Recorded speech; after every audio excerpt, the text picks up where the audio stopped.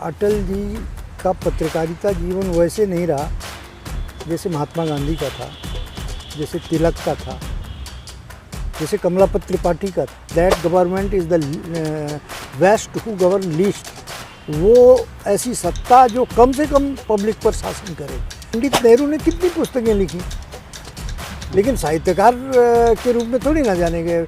पंडित नेहरू ने 8-10 किताबें लिखी, भारत एक खोज है, और साहित्यकार पक्ष उनका था ही नहीं। सबसे बड़ा उनका पक्ष था जो, देखिए साहित्य में वो सुमन जी की और रामधारी सिंह दिनकर से प्रभावित थे, और सुमन जी उनके गुरु थे, और मूलतः साहित्य में उनका योगदान, उनका मुख्य ध्येय तो राजनीति ही था, पत्रकारिता और साहित्य था ही नहीं। वो आमतौर पर अपनी कविताओं का इस्तेमाल कम्युनिकेशन में करते थे, पब्लिक कम्युनिकेशन में, जनसंचार में। अटल जी की जगह यदि मोदी बैठे होते तो मोदी की भी यही, उनके खिलाफ इस तरीके से साजिश रची गई थी। में जाते थे और कविताएं पढ़ते थे, उनकी कविताओं की पंक्तियां, उनके हाव भाव देखें तो सुमन का डुप्लीकेट लगता है। नहीं मानूंगा, रार नहीं ठानूंगा, काल के कपाल पर लिखता मिटाता हूँ, गीत नया गाता हूँ। नमस्कार, अभिवादन स्वीकार करें आदर्श तिवारी का। भारतीय राजनीति के विराट आकाश में कुछ व्यक्तित्व ऐसे होते हैं जो दल, सत्ता से कहीं ऊपर होते हैं। अटल बिहारी वाजपेयी ऐसे ही व्यक्तित्व थे। वो संपादक रहे, पाँचजन्य, राष्ट्रधर्म, कई पत्रों का उन्होंने संपादन किया, और वो एक संवेदनशील विचारक थे। ऐसे में उनकी कविता जो सत्ता से लेकर के, संसद के गलियारों से लेकर के, जो तमाम संपादकीय में भी देखने को मिलता है, जो उसमें उन्होंने गूंथने का काम किया है, ऐसे में उनके जीवन को, उनके कविताओं को, उनके साहित्य को समझने के लिए आज चूँकि उनकी शताब्दी जयंती भी है, इस अवसर पर हमारे साथ मौजूद हैं वरिष्ठ पत्रकार श्री जयराम शुक्ला जी। बहुत बहुत स्वागत है सर आपका संतुलन न्यूज़ में। थैंक यू सर, पहला प्रश्न हमारा ये है, चूँकि अटल बिहारी वाजपेयी मूलतः पत्रकार भी थे और राष्ट्रधर्म, पाँचजन्य जैसे पत्रों का उन्होंने संपादन भी किया। एक वरिष्ठ और अनुभवी पत्रकार होने के नाते आप उनकी लेखनी और संपादकीय दृष्टि में क्या विशेषता पाते हैं जो आज के पत्रकारिता में दुर्लभ हैं? देखिए, अटल जी का पत्रकारिता जीवन वैसे नहीं रहा जैसे महात्मा गांधी का था, जैसे तिलक का था, जैसे कमलापत त्रिपाठी का था। वो मूल रूप से एक स्वयंसेवक थे जी, और उनको एक दायित्व दिया गया था राष्ट्रधर्म निभाने का, राष्ट्रधर्म में संपादकीय का, और उसमें भी वो, उनके जो संपादक थे वो राजीव लोचन अग्निहोत्री जी थे। सौभाग्य से वो विंध्य क्षेत्र के हैं, तो उनके साथ सहयोगी संपादक के रूप में रहे। पाँचजन्य में भी उन्हीं के सहयोगी संपादक के रूप में रहे, वीर अर्जुन में भी रहे। आज़ादी के पहले तक आप देखेंगे कि जितने भी राजपुरुष हैं, जितने भी राजनेता हैं, वो मूलतः पत्रकार और राजनीति एक साथ चलती रही है। किसी भी बड़े पॉलिटिशियन को देखें, लाल बाल पाल को देखें, अरविंद घोष को देखें, और भी जितने राजनेताओं को देखें, तो उनका अखबार से नाता रहा, संपादक रहे। महात्मा गांधी ने 6 अखबार निकाले, पत्रिकाएं निकाली, देश भर के, दुनिया भर के अखबारों में कॉलम लिखते रहे। और लेकिन इन सब के मुकाबले जो अटल जी का पत्रकारीय जीवन है वो लंबा नहीं था। जनसंघ के गठन के बाद वो राजनीति में आए, और इसी बीच चूँकि जनसंघ के संगठन मंत्री पंडित दीनदयाल उपाध्याय थे, और उपाध्याय जी ने ये सभी प्रकाशन शुरू करवाए, राष्ट्रधर्म भी, पाँचजन्य भी, और वीर अर्जुन तो एक दूसरे ग्रुप का है जी। तो पत्रकारिता उनकी द्वितीयक रही है, कभी मेन स्ट्रीम, पहला राजनीति रहा, राजनीति ही रही है उनकी। 1952 का एक चुनाव उनने लड़ा, वो पहला चुनाव वो हार गए थे, तो उनका मुख्य ध्येय तो राजनीति ही था, पत्रकारिता और साहित्य था ही नहीं। जब राजनीति की बात करते हैं तो उन्हें अजात शत्रु कहा जाता है, और दूसरी तरफ उन्हें कवि कोमल हृदय भी कहा जाता है। तो ऐसे दो अपोजिट पोल्स होने के बाद, चूँकि अब तो साहित्यकार भी हैं, कविता लिखते हैं, तो ऐसे में राजनीति ने उनकी कविता को बचाया कि कविता ने उनके राजनीति को बचाया? देखिए, दोनों अलग अलग चीज़ें हैं। एक कवि हृदय का राजनीतिक होना, आप ऐसा कह सकते हैं, जो बड़ा संवेदनशील है और इस पूरी सृष्टि में एक संगीत देखता है, एक सृजन देखता है, एक कविता देखता है, लेकिन एक राजनेता है।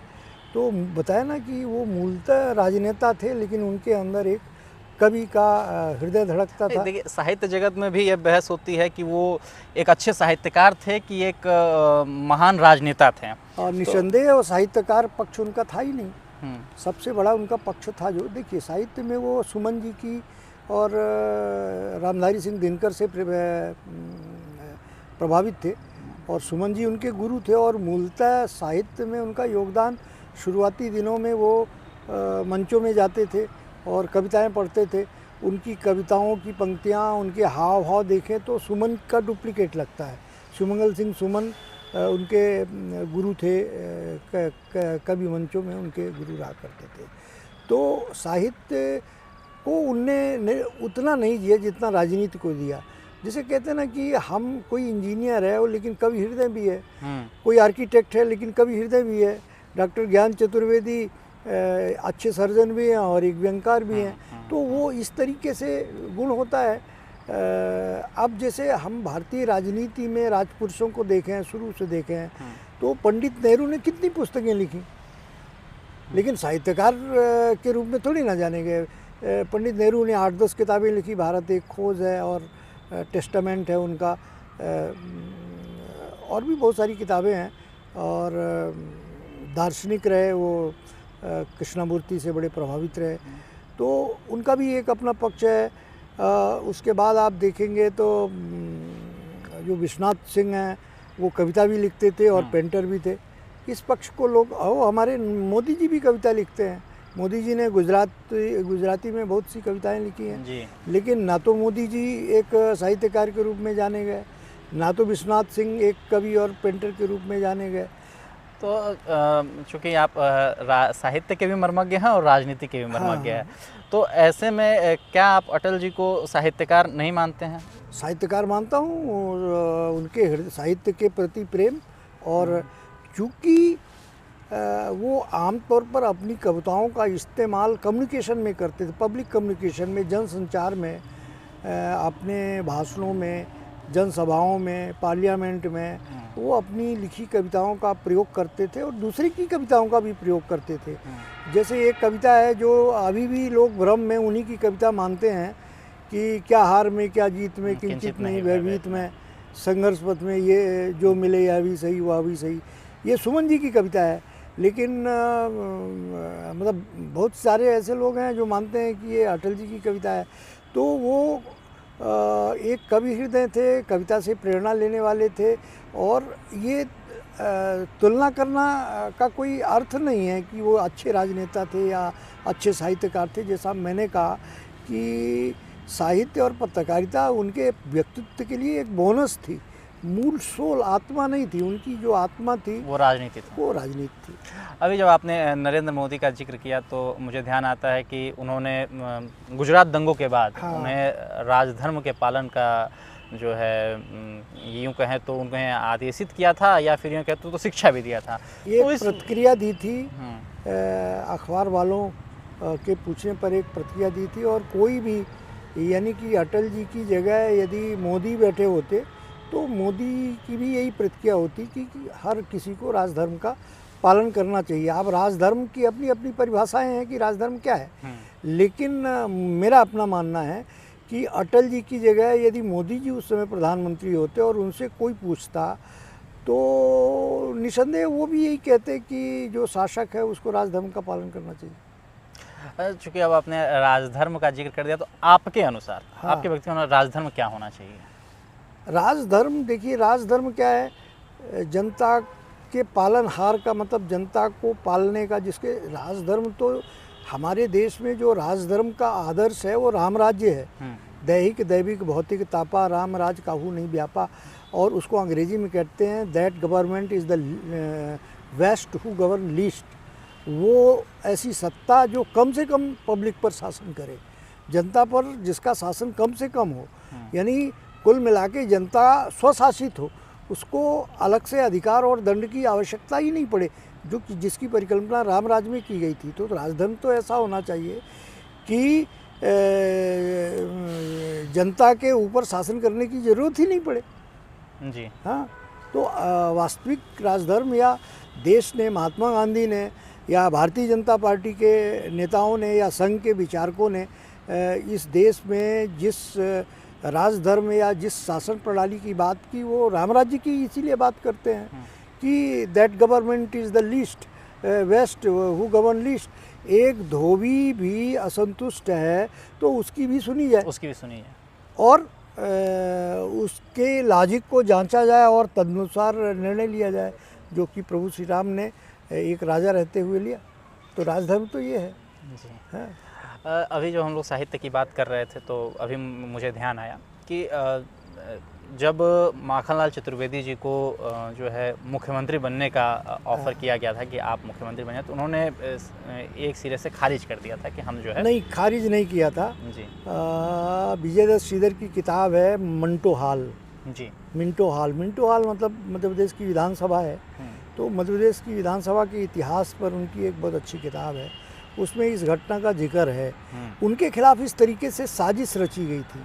वो मध्य भारत के बड़े कांग्रेस नेता थे, उनके समकालीन नेताओं में द्वारिका प्रसाद मिश्र थे, पंडित रविशंकर शुक्ल थे, इस तरीके के नेता थे।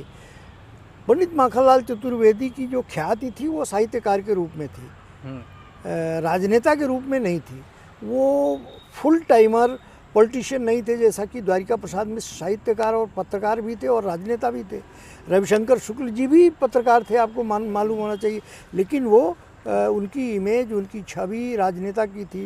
द्वारिका प्रसाद जी की भी जो छवि है वो एक राजपुरुष की थी, लेकिन इनकी पूरी छवि एक पत्रकार, एक साहित्यकार के रूप में रही है।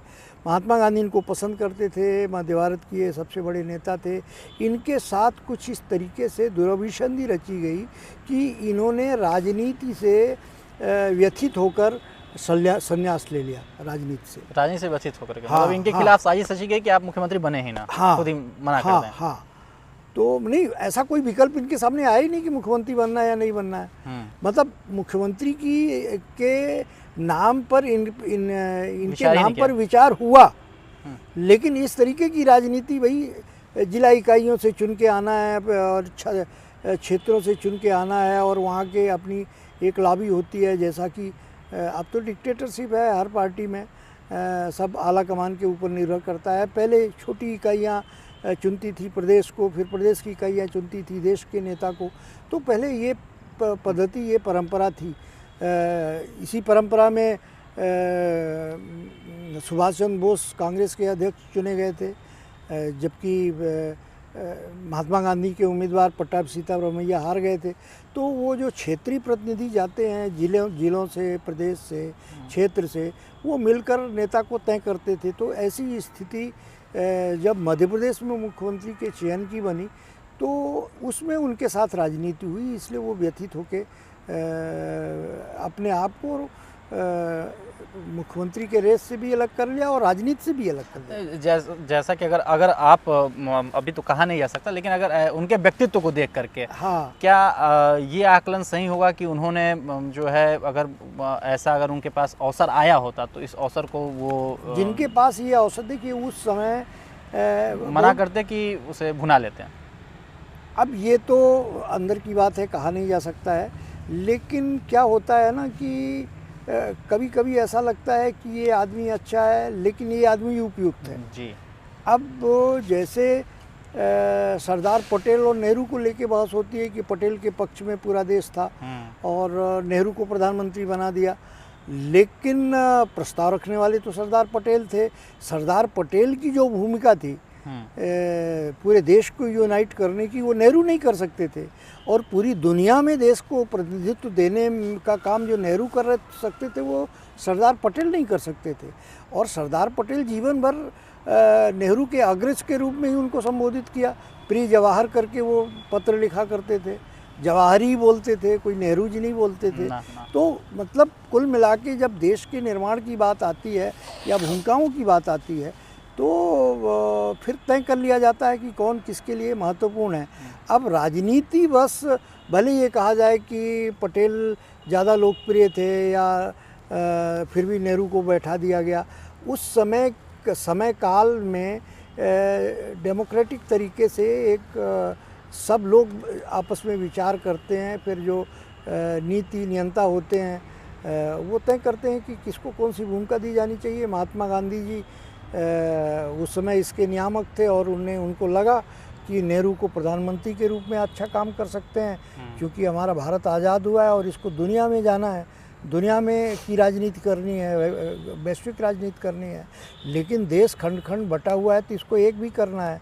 तो पटेल जी की भूमिका देश को दृढ़ता के साथ एक करने की थी और नेहरू की भूमिका देश को ग्लोबलाइज करने की। बिल्कुल बिल्कुल। अभी सदन में भी नेहरू पे और जो है जितने पुराने नेता हैं उन पर बहुत चर्चा हो रही है, फिर कभी हम इस पर चर्चा करेंगे। फिर लौटते हैं अटल बिहारी वाजपेयी पे।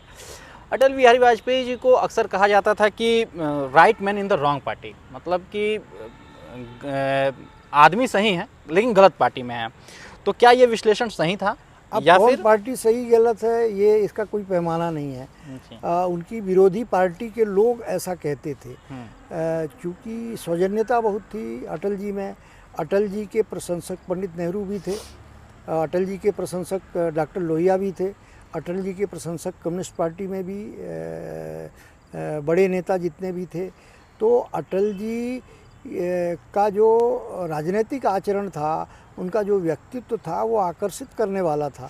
अब भारतीय जनता पार्टी गलत है ये कम्युनिस्ट पार्टी कहेगी, कम्युनिस्ट पार्टी फॉसिस्ट है ये भारतीय जनता पार्टी कहेगी, समाजवादी पार्टी या उस समय ये जातिवादी है अब तो ये तो दूसरी पार्टियां कहेंगी। तो कौन पार्टी गलत है कौन पार्टी सही है ये तय कर पाना बड़ा मुश्किल है। सब पार्टियां सही हैं। तो ये विश्लेषण पूरी तरह गलत था। बिल्कुल बिल्कुल बिल्कुल गलत। अंत में कोई अटल बिहारी वाजपेयी जी के पूरे संपूर्ण जीवन को अगर मिला कर देखें, हाँ, तो कोई ऐसी पंक्ति या फिर कोई कविता उनकी, या फिर कोई ऐसी कोई कविता जो उनके जीवन को रेखांकित करती हो, चिन्हित करती हो? उनकी जो दृढ़ इच्छा शक्ति, जिसमें परमाणु परीक्षण भी शामिल है और जिसमें उनकी जिद भी शामिल है कि तमाम विश्वासघातों के बावजूद भी उनकी जिद है कि हम पड़ोसी के साथ शांतिपूर्ण व्यवहार करेंगे। और युद्ध मानवता का नाश करता है, धन का नाश करता है। जीवन भर वो लगे थे कि पाकिस्तान के साथ भारत की शांति हमेशा के लिए कायम हो। और इस जिद में अपने पार्टी के लोगों के विरोध के बावजूद भी वो अपने जिद में अड़े रहते थे। तो वो हमेशा एक जो कविता कहते थे, मैं मानता हूँ कि ये उनके व्यक्तित्व को उभारने वाली कविता है कि हार नहीं मानूंगा, रार नहीं ठानूंगा, काल के कपाल पर लिखता मिटाता हूँ, गीत नया गाता हूँ। बहुत बहुत धन्यवाद। तो ये थे हमारे साथ राजनीति और साहित्य के मर्मज्ञ श्री जयराम शुक्ला जी। बात हो रही थी राष्ट्र धर्म के साधक कुशल राजनेता श्री अटल बिहारी वाजपेयी के जन्म शताब्दी के अवसर पर। यदि इस वीडियो को आप यूट्यूब पर देख रहे हैं तो चैनल को सब्सक्राइब करें और फेसबुक पर देख रहे हैं तो पेज को तुरंत फॉलो करें। धन्यवाद।